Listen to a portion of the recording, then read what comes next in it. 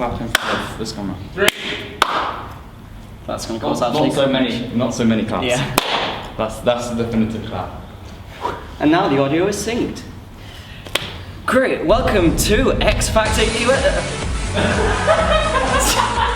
Sorry, Cheeky Romans. Sorry, I got that slightly wrong. Trev, is that? Do you want to sing? No? Well, I think we're actually on for a bit of Cheeky Romans. Sorry. I'll be singing it. Cool. We're on chapter 8, aren't we? Right. Cheeky Romans chapter 8, so that was what we were looking at today. Trev, you said that this was quite a big chapter in terms of Romans.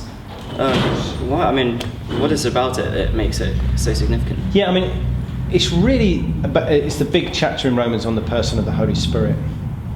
So if you go from chapters 1 to 7, I think the Holy Spirit is mentioned 3 or 4 times, maybe. Only once in chapter 7, once or twice in chapter 6. But in chapter 8, he's mentioned at least over 20 times in 39 verses. So the person of the Holy Spirit is really the person who dominates chapter 8, and really everything we learned in chapter 6 and chapter 7.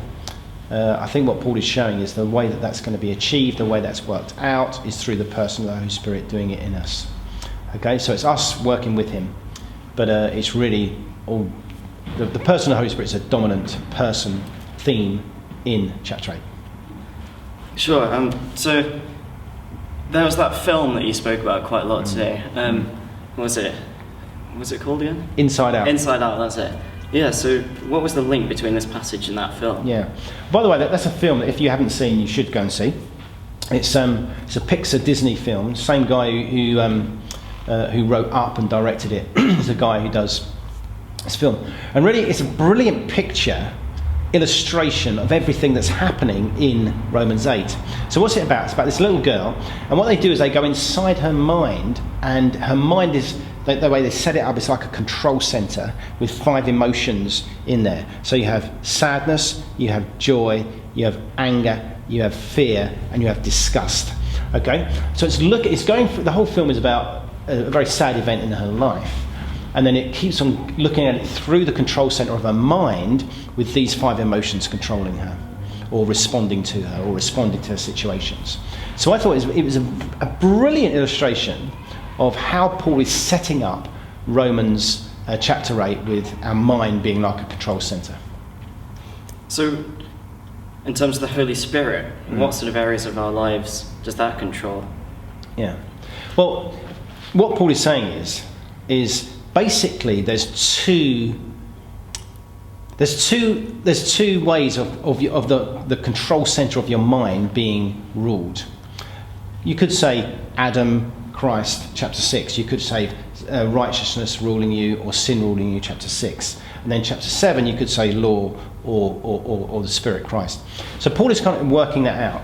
So either, the word that Paul uses a lot in chapter 8 is the word flesh. In many ways that he uses it, you could exchange it for rebellion. Flesh is a kind of Bible word, quite confusing. But in a lot of if you said rebellion, our mind is rebellious against God. Now what he shows is that without the Holy Spirit, and you can only the proof that you're a Christian is you have the Holy Spirit. Without the Holy Spirit, your mind is controlled by rebellion. Okay, so it is impossible to please God without the person of the Holy Spirit. Your mind is hostile to God. That's the word that Paul uses. Without the person of the Holy Spirit. So the point I tried to make was, if we're not a Christian, then our mind is open, it's totally vulnerable to being ruled either by ourselves or by the media or by just about anyone. But our mind is by nature rebellious against God, hostile against God. It cannot please God. So that's a picture of our mind. It's either that or the person of the Holy Spirit when you're converted comes in and takes over the control center of your mind. So it's not, this is what I was challenging the young people, it's not as if which parts of your mind, life, emotions does the person of the Holy Spirit control. That's not Paul's question. He controls it, full stop. He is in control of your mind. He is in control of the control center. So those 5 emotions, which I kind of then use as an illustration, sadness, fear, anger, joy, what was the last one? Disgust. It's those he begins to dominate, influence, and change. Yeah, I've got a nice. We have some audience. funny people at the back. Maybe they're the fans from American Doofa. Sure, yeah. So I suppose it's all about completely letting the Holy Spirit just take control, and that's just unbelievably great when you compare that to, if you let a friend of yours take control of your mind, or even let yourself take control of your mind. Great, yeah. Well, I think that was a good little summary of what happened today. Is there anything you'd like to add? But just one extra thing. Paul's saying the mind that's rebellious leads to death.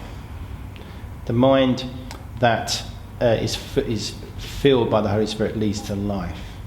So it's just worth. Well, the way Paul ends chapter 8, verses 1 to 17, which is what we looked at today, where he talks about the Christian being adopted. And when you're adopted, you cry, Abba, Father. So really what the person of the Holy Spirit wants to do is he wants to, Paul says, you have an obligation, not to the flesh, not to rebellion, but you have an obligation to let the Holy Spirit change your life. So the Holy Spirit wants you to declare war on the old rebellious way of thinking. How do you get the confidence to do that? When all your mates are living in one way, and you as a Christian want to live in another, what role does the Holy Spirit? Well, first of all, he shows you sin and how you should live. Then secondly, towards the end of 8:1 to 17, what he wants to do is to remind you who you are. You're adopted into the family. God is your father. Christ is your brother. That's who you are. And again, the Holy Spirit wants to bring you back to the cross. He wants to bring you back as to how you got there. You're adopted. You're part of God's family. That's where you got your confidence to let the Holy Spirit constantly change you and to live differently. Awesome. Well, Thank you. That was a good little cheeky romance. Great. Well, thanks for joining us today. Goodbye. Woo! Great job, everybody. Great job. We don't even need to do a second cut. all That's right? brilliant. Thank you. So did we follow the script that time? That was awesome. That's fantastic. Thanks, Trev. Good work. Thanks, Josh. Good work. Thanks, director. I'll see you next week. That was great, lads. See you next week, guys.